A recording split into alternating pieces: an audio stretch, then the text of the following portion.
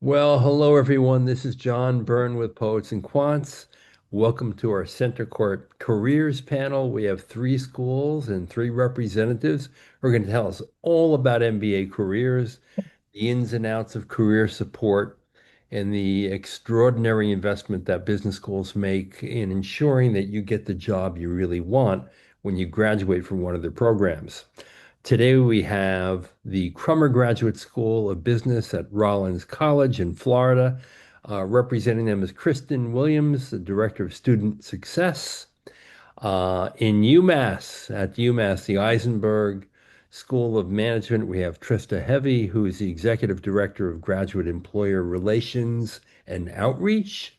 And from Fairfield University in Connecticut, the Dolan School of Business, we have Sarah Bollinger, who is Senior Director of the Dolan Career Development Center. Let's start, Sarah, with you and talk about the school, your MBA program. Of course, I already noted that you're in Fairfield, which I know well because I visited Fairfield many times when I was working on my book with the former chairman and CEO of General Electric. Give us the lowdown on the Dolan School.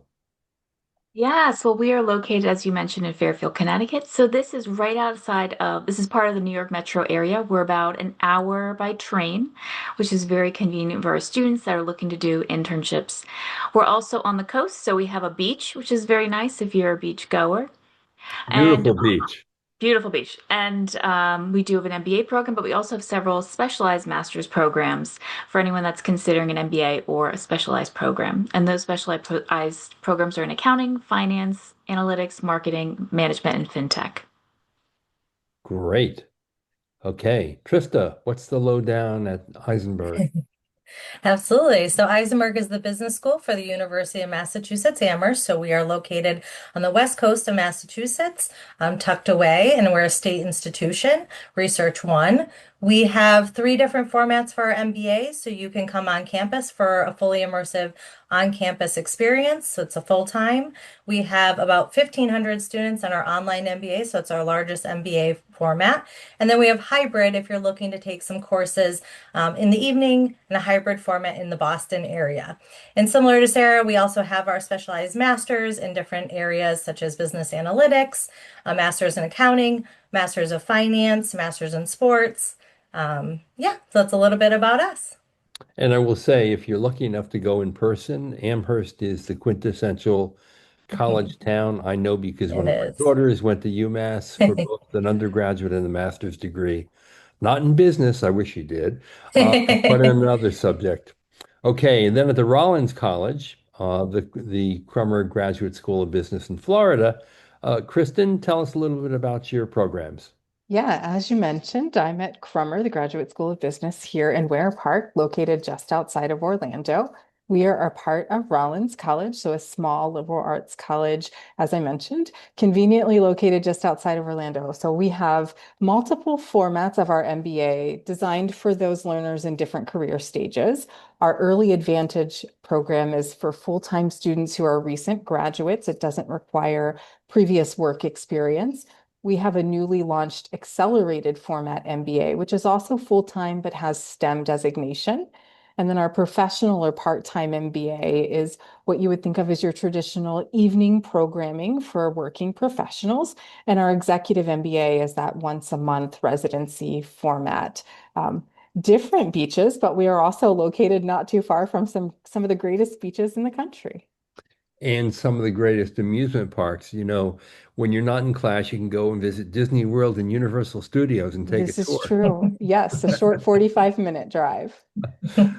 Indeed. So give us a clue as to what kinds of roles your graduates take from these various programs once they leave the school with their degrees. Kristen? Yeah, so obviously it is up to our students what they want to pursue, but what we see in terms of function is a strong take towards consulting, strategy, Many of our students find themselves in corporate finance roles, supply chain, and analytics. And this is across industry. So they're not in one industry specifically. Hospitality and entertainment is pretty significant here in the greater Orlando area, but so too is financial services, healthcare, and consulting as well. So a pretty wide range of possibilities for Yes. career. Yeah. Trista, I would imagine it's pretty much the same at Isenberg. Yeah, similar. We obviously see consulting and finance and marketing, those traditional core areas. But given where we are in Massachusetts, also life science and pharmaceutical are obviously popular areas to go into. We're also seeing a trend of cross-functional outcomes when it comes to business acumen paired with technical skills. So an uptick in tech ed or fintech, sustainable practices are really coming on the horizon and are very exciting to our students to go into. And Sarah, you already noted the closeness of the Dolan School to New York. I'm imagining that a lot of your graduates pursue career opportunities in the Big Apple. Yes, so because of that, we do have a very large percentage of our students pursue careers in financial services, Right. and a lot of those students go into accounting, but we also see a large number of our students going to technology and consumer products. So give people an idea of what they can expect when you admit them and they show up on campus in terms of career support. Well, how does it play out, not only in the beginning of the program, but as you go through the program? Sarah, why don't you go through that at Dolan? Yeah, so I'll say that with our MBA program, we really customize everything to students and their values, their interests. Are they full-time? Are they part-time? What is their background? We have an interesting mix of students at Dolan. We have a lot of 4+1 students, students that just graduated with their undergrad and are now doing a grad school. We have students that are in a career and they want to advance. And then we have some students that have a career and really want to pivot somewhere else. So because of that, we really concentrate on starting them early. We want to make sure that they know where the Career Center is. They know that we're tailoring our product, our programs to them, and we want to get them with updated resumes, updated LinkedIn's, and we want to make sure that they start networking as soon as possible. And so, because of that, we have many networking events throughout the years that our students get that network and they just grow that program, grow that network over the next year or 2 years, depending on how long their program is. Now, you use that magic word networking, and I want you to explain, mainly to perhaps international candidates who might not know what networking really is. What is it? Relationship. And so Yeah. I would say this is a great question, John, because I feel like I tell a lot of people it's not a transaction. This is a relationship. It's a personal connection you make with someone. This could be networking happens in the classroom with your classmates and a faculty member. Networking happens if you're in a club on campus. Networking happens if you go to a career fair or a snack and chat. Networking also happens in any time. We do a professional pathways. I'm sure many other schools do cross track career treks or site visits, but just building connections, building relationships with different people. Yeah, and that's a good way to describe it. It's nurturing a relationship, not pursuing a transaction, meaning Yeah. you don't call someone up you don't know and say, "Hey, do you have a job available for me?" It's seeking their advice. It's trying to learn from them about what their company or organization is all about, what's expected of them, maybe even sharing with them your own goals and wondering what it would be like to work at a place like that and what they had to go through to get their job. And so it's cultivating people over time that can make a difference. And it requires a real skill. And that's one of the things that a business school will teach you how to do. Trista, bring us through the career support journey at Isenberg. Yeah, absolutely. So similar to what Sarah had mentioned is that, we really need to start working with our students early on, especially when it comes to early industry deadlines. such as accounting, tech, finance. They just are creeping up more and more into the summer. And so we start working with our students, immediately after a graduation period. We start with our incoming cohort and really start to explore what are their, kind of life goals.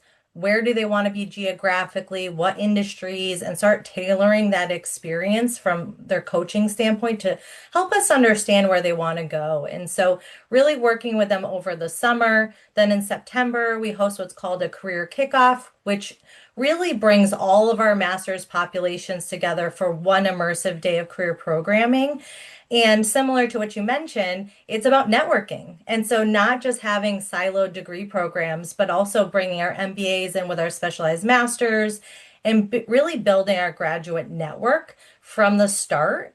And that's when you're going to develop your core toolbox skill sets, your resume, your pitches, but really understanding your cycle and your plan.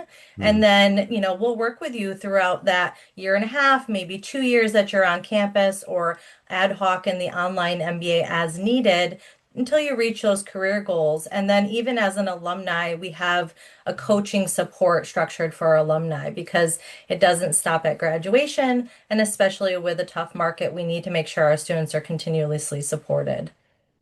Right. And Trista, given the early start Yeah. at your school and others, I wonder if you have experience about people who enter a graduate program and immediately know what they are going to do versus people who enter a program and are explorers. Um, Yeah.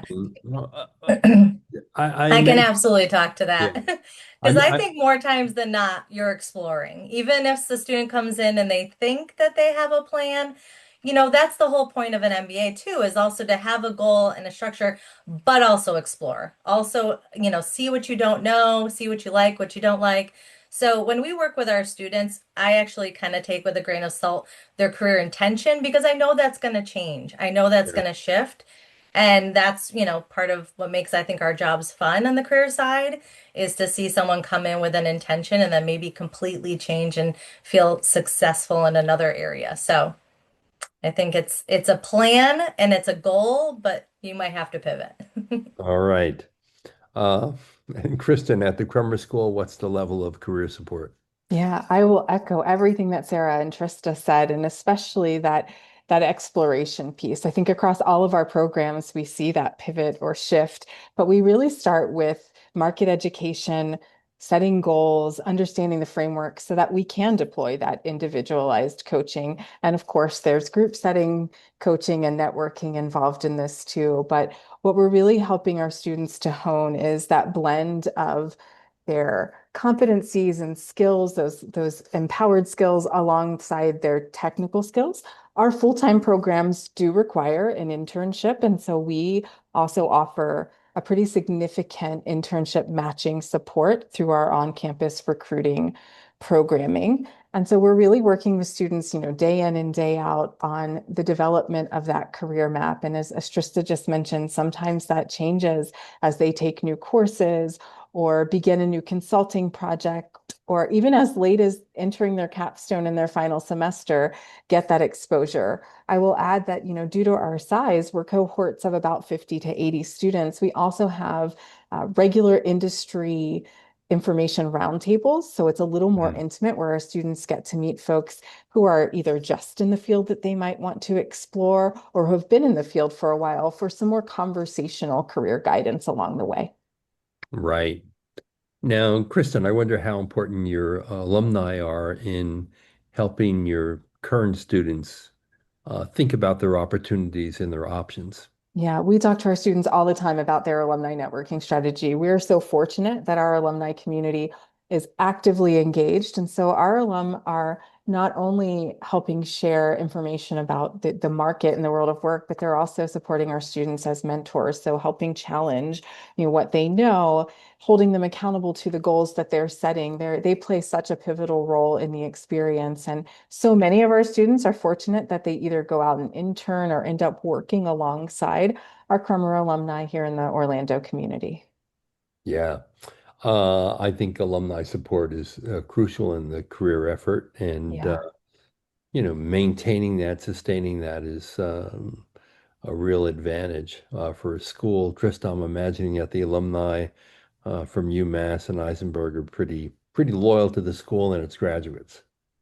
No, absolutely. I mean, I think they're pivotal to what we do on a day-to-day basis. We have a career ambassador program that our alumni can opt into and identify areas of support. And that could be anything from, as Sarah mentioned, a Trek experience that they want to host and bring students on site, or they'll come in and do behavioral interviewing, prep. They're able to identify how they want to connect and then bring the next generation of MBA leaders along with them. And so I think our alumni are critical to our success and such an asset to our student population. Sarah, when I often talk with first year MBAs, one of the surprises for them is how early the career emphasis and journey starts. Why does it need to start so quickly? Hiring timelines. And so I know that Trista mentioned this and Kristen as well. A lot of companies are able to forecast the need they have in the workforce. And so that could be a year in advance that they want to lock down talent because it is so competitive and they want to get the best of the best. Yeah, exactly. So they start early. And the other thing is, obviously, in the beginning, they're looking for interns for the summer. And if all works out for both the candidate and the company, a fair number of interns come back to the school with a job offer in hand, which is Mhm. a wonderful place to do as you start your second year in a typical MBA program that's in person. Um, what's the difference between on-campus or structured recruiting, and or then one-on-one searches? Sarah, why don't you go into that a little bit? You said online, structured, and one-on-one. Yeah. Okay. So with online, I'm not quite sure. I've never heard someone refer to it as that actually. I've heard so structured is definitely that there is strict deadlines. We're opening our applications on this date. We're closing our applications on this date. We're going through 2 rounds of interviews. This is when an employer is very transparent with their hiring. And then they typically also have a very structured internship. It's 8 or 10 weeks, start date, end date. The one-on-one, this is for typically smaller organizations, boutique firms, nonprofit organizations where they may only have 1 or 2 spots available. It's typically word of mouth. You really would need to know an alumni or have another connection to learn about this opportunity. Right. And there is a big difference here because more of the mainstream MBA recruiters recruit on a schedule. And then if you recruit outside that, there might not be a structured schedule. It's little more ad hoc, and you have to be prepared to go with the flow, right? Yeah. Yeah. Um, and depending on your goals and your objectives, you may more likely want a special kind of opportunity where there aren't recruiters who come to campus and recruit. And that's a common feature of all career management offices. Trista, how do you prepare students Yeah. for that like one-on-one kind of job search? Yeah. I mean, I think so. It's the difference between OCR on-campus recruiting, which has really shifted over the years to not just be on campus, right? We have a lot of arms of virtual opportunities and info sessions that aren't physically on a campus, but you do have those traditional career fairs and things of that nature, or tabling that still is very active. And then the industry cycle that we see, like Sarah had mentioned, is really that one position or that one opportunity. And when we work with our employers or we identify someone who's trying to outreach, those are two very different Mm. conversations, right? So, if it's a one position, we're trying to assess the reach. How do we get this out to certain student populations? Is that a communication? Is that an email? Does that get tagged to? We have a system called iConnect where we can highlight those opportunities. Or does it need an info session because maybe the employer is fairly new to our student population and they need to be, have some awareness of the employer before they can dig into the employment opportunity. So I think when we look at this from an employer relations standpoint, we try to parcel those opportunities out because they are into different buckets and then connect them with our students appropriately. And then our coaches help those students who are applying for those roles, whether it be an on-campus opportunity or what, a traditional internship structure or that one-off, how do you prepare for that interview and what does that look like? So it really starts at the employer relations level and then kind of bringing that opportunity to the table for our students. And given the fact that that is your sort of role, graduate employer relations, I wonder what your employers say. What do they tell you about the graduates from your school that they hire? Yeah. Yeah, I like this question because we are a state school, right? And I think that what we hear from a state institution is, there's some grit and they have to really, work hard, right? They're making moves, they're practicing, they're preparing for their interviews, and they're generally curious about the employer and not just the role, but what that employer's initiatives are, what they're looking to do into the future. And so doing a lot of deep research and making sure that our students are the most prepared that they can be is something we hear back from the employer side, that our students come prepared, they have some grit, and they work hard for that interview. Grit's a word you hear often Mhm. these days. Kristen, does that resonate with you? It does. And I think another thing that we hear from our employer partners is that it's not just the learning in the classroom. I think at Crummer, they hear and talk a lot about applied leadership. And I think one of the reasons they do so is all of our students are cohorted, but on top of that, they work in teams throughout their Crummer experience. And so every course is a team-based project, whether there's a case study element or a large research component to that. They're really seeing one of those key skills develop, and that's learning how to manage up, down, and across teams. And so, yes, there's grit involved in maintaining those relationships, but they see that classroom learning applied in our students' ability to talk about that leadership skill that they've been honing at Crummer. And related to that, I think, is a major trend in business education that's really played out over a number of years, but in particular the last 10, 15 years, and that is the rise in experiential learning. Yeah, And by that, I mean pairing teams of students with companies or organizations to solve real world problems. And the yeah. benefit of experiential learning, frankly, is it gives you something to talk about in a job interview beyond the obvious. Kristen, give us a sense of those experiential learning opportunities that are at Roland. Yeah.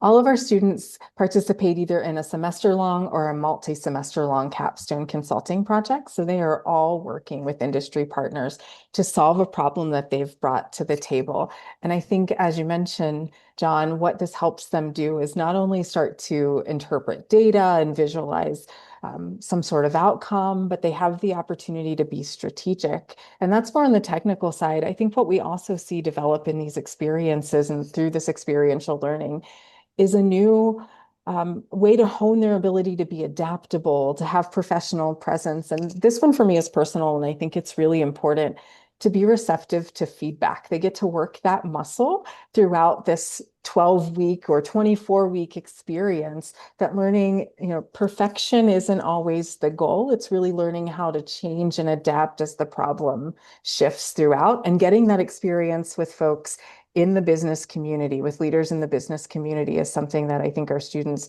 really appreciate, and so do their future employers. Yeah, I mean, it's rolling up your sleeves, getting your hands dirty in a real business challenge, Yeah, which is very different than studying something in a classroom. yeah. Trip, to give us a sense of the experience learning opportunities at Isenberg. Yeah, absolutely. So as an MBA student in your first year, your fall is very quantitative heavy and spring is more of your strategy space. We have a practicum experience where, like you said, you'd be working in teams and groups to solve real world situations with local employers and rolling up your sleeves and getting to understand what the complexities of that employer look like and the problems that they face. And, the real situation is putting our students They're learning the things in the classroom, but they're in a productive struggle space, right? They're in a space where they have to have growth mindset and learn and develop and adjust accordingly. And so, yeah, we can't speak to enough between practicum. We also have faculty-led initiatives that our students take part in on the side, and then your traditional internship where you really get to understand what you like and really what you don't like. That's when you really start to explore what that MBA actually is going to be for you in the future. And Sarah, I imagine that on some level, New York is a bit of a laboratory in terms of experiential learning projects for Dolan students. Am I right? Yes, but I will say we have a great hub outside of New York, Westchester County. Some of you may Mhm. know this area. Also, Connecticut, just Connecticut itself, we're located, Fairfield County has a lot of industries at our fingertips. So that's really helpful. So, as the others have mentioned, internships, we're lucky that students could do one in their backyard in Fairfield County, or they could take the train to New York City. There are a number of people in the audience who are watching from abroad, and they're all in different countries. And I think a lot of international candidates today are wondering if the United States is a welcome place for them. And they're wondering what kind of job opportunities might exist here once they graduate from a program. What advice today do you have for an international candidate? Sarah, let's start with you. Well, I would say Fairfield's very welcoming. And I'm sure so is UMass and so is Crummer. And with international students, I would say some pieces of advice that I always give. First, I would target your employment and your job search by employers that sponsor and that have sponsored in the past because there's so many employers, but you only have so much time. So really focus on the ones that we know can sponsor and have done that in the past.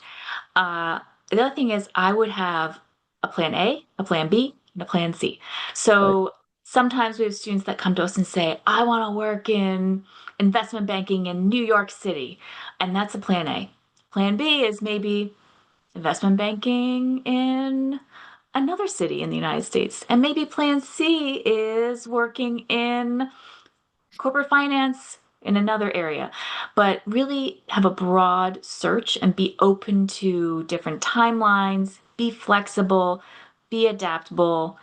Um, and I would also really leverage any internships you get, any opportunities you have to work on campus, any opportunities you have to do class projects or simulations. Really seize those opportunities because you never know where it could lead.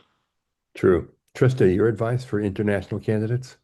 Yeah, I mean, I echo everything that Sarah just said, as well as I would encourage our students to network as much as possible, right? Right. That's important to domestic or international students, but especially right now when it's a hard market for international candidates. And so having the ability to connect with alumni and have other opportunities where you might be able to foresee an in, especially at a CPT level.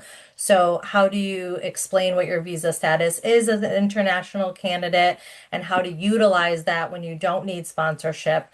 Is imperative to get an internship and to really start to elevate their resumes and to focus in on your skill gaps and be able to learn and adapt and use systems like a data camp to explore different data Mhm. capabilities and to really work within a skill-based hiring market, I think is incredibly critical for our international candidates right now. Yep. Kristen, any counsel from you? Yeah, I think it's more of the same as Sarah and Trista mentioned, but I think we also talk to our students about the recruiting norms. We really want them to Mm. understand the recruitment landscape here and how networking is very important. So getting them tapped in to their target geography and our alumni network is hugely important. And as Trista just mentioned, being able to talk about CPT and OPT or helping letting them help us leverage that conversation with potential employers is huge. And I'll just echo what Sarah said earlier too, that history of those who have hired our international students in the past helps open up doors, and all of the plans A, B, C, and so forth are critically important. I think in today's space, we also talk a lot about multinational employers. And so there might be a Yep. different pathway working abroad or in your home country that can eventually bring you back. So we want to make sure that we're supportive in all the ways that we can, but that we're not shutting any doors prematurely either. True. Kristen, a lot of candidates for an MBA look at very closely at the employment report of a school. Yeah. What's your advice on how to read an employment report as an applicant? Yeah, I think it's really important that you dig into the specifics. We can report on various timelines for different reporting structures and also different what we would call positive employment outcomes. So my suggestion is to look at the industries that appeal to you, that you think are aligned with your career goals, and see what the success measures are in those areas. Also, we report at a time of before graduation, at graduation, 3 months post graduation. Understanding where those measures lie helps a student to know, when the thrust towards offers might be happening for a particular institution. But I think it's also okay as they're reviewing to ask questions, reach out to our admissions team, reach out to our student success and career teams to understand where there might be blips. The economy changes frequently. And so if you're seeing something that doesn't make sense or doesn't compare to a previous year, I think it's always important to ask questions. But these reports will break down functions, roles, industries. So to help you understand where an institution might have strong partnerships or better alignment, it's really key that you dig into the details. Yeah. Trista, I'm sure you offer similar advice on reading an employment report and seeing the tea leaves there. Mhm. Yeah, no, I absolutely agree with Kristen. Is I think when it comes to data, when you look at data from an ROI or rankings perspective, it's a baseline, right? It's a baseline for our institutions, but it doesn't speak to the customization and the tailoring that we do one-on-one with our individual candidates. And so taking that as a sense of what employers, industry, areas, but really, every candidate has such a different background and different geographic goals or life goals that they have. And so, our coaches and our team really work strategically to help our students understand where they're going and not the general ROI. But we definitely encourage any prospective student to meet with a recruitment specialist in our graduate programs office and explore what this could mean for them specifically and what we offer, and especially employer partners. A lot of times, one of the mistakes I think applicants make is they look at starting salaries or sign-on bonuses in an employment report, Yeah. and they calculate an ROI based on that, when really the value of the degree is a much longer period of return. And Yeah. that, after that starting salary, that's not captured, understandably. But it's real and it's important. And Sarah, I wonder if you have comments about that. Uh, Yes, well, I would say it also depends on what kind of student you are. Like, I believe we all Yes. have different kinds of students. Some students just graduated with their undergrad degree. They're not going to have the same salary as someone that has 25 years of work experience. So those salaries, as you mentioned, they're not always that helpful when you look at them on a website. I think what is helpful is to see the 90-day outcomes versus the 6 months.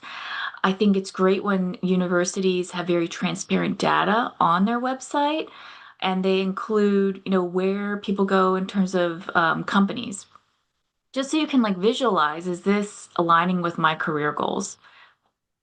Right, exactly. Sarah, what would you say? What are the biggest mistakes people make in terms of getting a career out of a business school? Hmm, biggest mistake. Oh my Maybe gosh. there's a plan A and there's never a plan B. Maybe I want to work and be a product manager at Amazon, and I'm not willing to entertain any other job. I'm And gonna I go don't in a want to different lead the direction. witness here. Yeah, I would say the biggest mistake is that students underestimate how important it is to network. Yeah. And that they're Mm, a lot of students they have a full-time job, they're taking class, and they say, I don't have time to network. I'm too busy. But that is the time, is when you're in grad school, when everyone is in class with you, when your faculty are at your fingertips, when alumni are eager to help you. It gets harder after you graduate. yeah, that's really true. I find that young professionals tend to underinvest in relationship building and overinvest in the work. Mm. And while you might say, how can you overinvest in your work and do well and then simply expect good things to happen to you because you've performed? But the truth is, in the world of business, relationships really matter. Being liked matters. Having influence matters. And that partly comes out of the work, but not entirely. You really need to be investing in allies and your colleagues in a way that enhances your learning about the culture and the environment that you're working in. Trista, what would you say is a mistake that you see? Yeah. I would say one of the biggest mistakes that we see and that we intervene in is over applying, right? Just applying to Applying everything. hundreds of positions and putting your resume out there and doing very little preparation and very Yeah. little networking, to Sarah's point. And so, when we see that student and they're in, the deep desperation mode of I've applied to 200 positions, they weren't being strategic, right? They weren't following the coaching plan. And so having our students really understand and having any MBA student really understand how critical the networking, the research, the preparation, all of that is so critical to that one job submission, not just quantity, it's all quality. So that would be one of the biggest things we see. Yeah, I mean, it's known that 50 to 70% of jobs are never even publicly advertised. So Yeah. they're filled through these referrals, former colleagues, alumni networks, recruiter relationships, Yeah. a direct outreach, and that's all a function of networking, one way or the other. Yeah. And people who try to keep themselves busy by simply applying to the jobs that are open on LinkedIn Yeah. are not going to really land with high success rates as those who smartly network their way, build these relationships, and find opportunities that frankly will never be discovered on LinkedIn. I mean, it's really true. It's just the way the job market operates. Kristen, from your experience, what would be another Yeah. common mistake that you see Yeah. people make?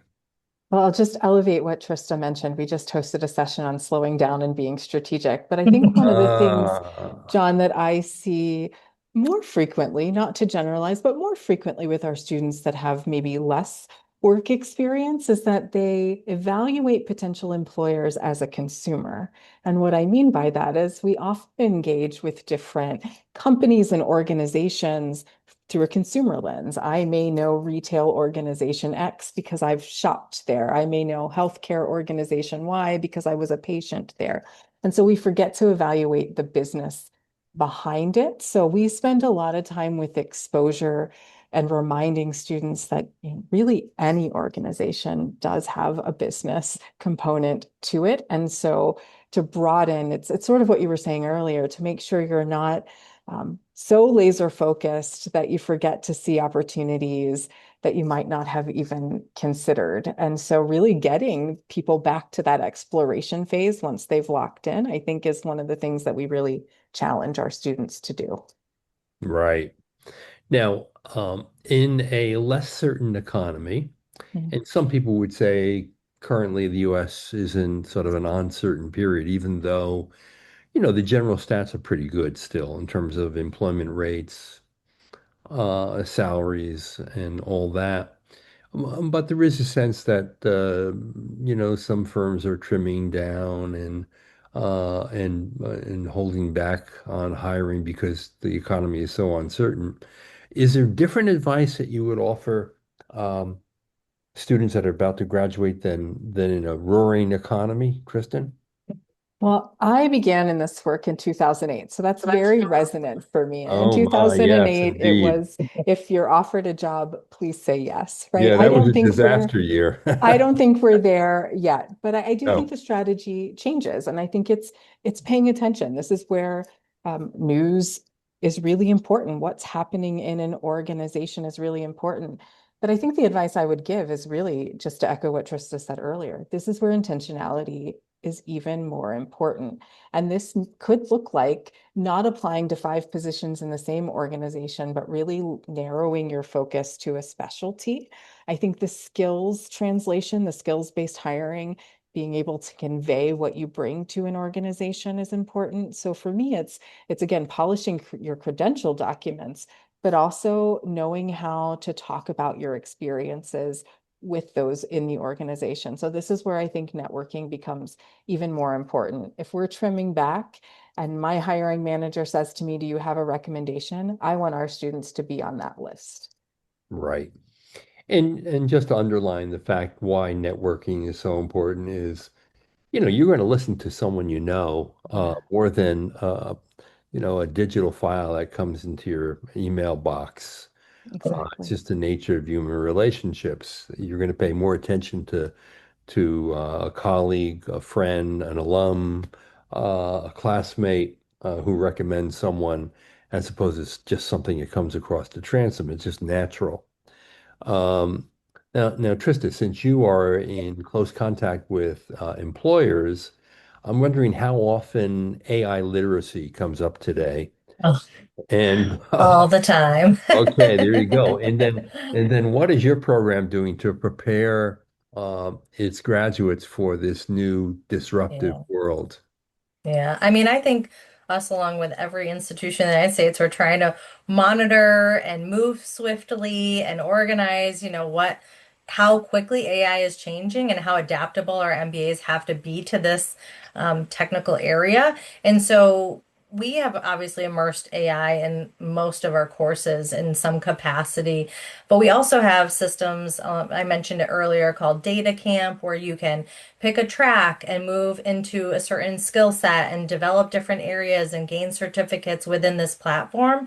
Because I do think it moves so quickly, and our employers do have expectations of AI literacy and, understanding data and understanding artificial intelligence in ways that are rapid, really, really quickly. And so being able to also outside of the classroom learn data camp and learn those if data literacy is critical for this population and going into the workforce. And so that's what our employers are really expecting, that you're not just taking what you're learning in the classroom, but you're learning outside the classroom. You're reading articles, you're understanding AI prompts, you're thinking about trends, and that's going to continue.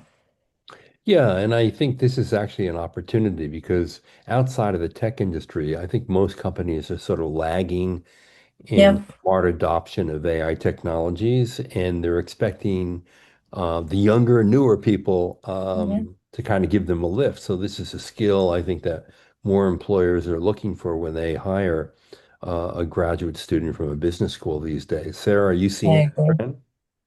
Identical to Trista. Um, we're seeing a lot in the job description or during the Mhm. interview. People are asking for AI literacy, and that's why it's being embedded in our curriculum. We're encouraging students to really play with AI because this is a skill set that will just continue to grow with their career that will evolve. And for people out there who may be only a little familiar with AI because they've used it at ChatGPT or they've used Google's or Meta's uh, AI products, what you need to know is that in business, there are specific AI platforms for every discipline. In fact, multiple platforms. And a smart business graduate will know which ones to use to get the quick and right result for their employer. So it's a lot more than just putting a prompt into a chat GPT when we're talking about AI Yeah. literacy, to be sure. And the use of it in projects and the use of it in the classroom, particularly when it's more specific and it's on a platform you may have never heard about, is what an employer wants from you. Mhm. Sarah, your general advice, okay, we're in this market now. Um, where we do have an uncertain economy, but that's maybe today. If you applied now and you matriculated in the fall or even the following fall, you're going to see a totally different world in 2 years if you enter to your MBA program, or even in 1 year if you enter one of your specialty master's programs. So how should you be thinking about business education today, what its value is to you? My advice, frankly, is you've got to think long term. It's not about, there's Mhm. never a right time to do this. I think most people who do it will tell you they wish they did it earlier. Have you found that to be the case, Sarah? Well, yeah, 2 years is 2 years. It doesn't matter if you do it at 30 or 28, it's still going to take 2 years to do it.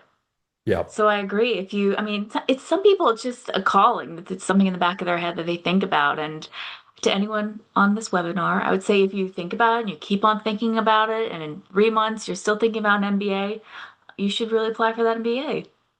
indeed. Trista, I'm sure you've heard some of your graduates say, "Boy, I wish I had done this earlier."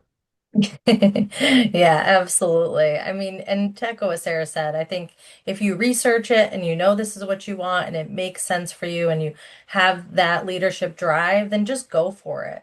Make it happen. Look at what format makes sense, right? If you're a working professional, maybe you just do it online and you want to do those evening hours. Or if you want a more immersive experience because you're going to pause your employment and pivot and want to come to Amherst, then you're doing the on-campus MBA. So I think that there's flexibility, and that's the best part is just deciding what makes sense for you in this moment. But I always say you should do it.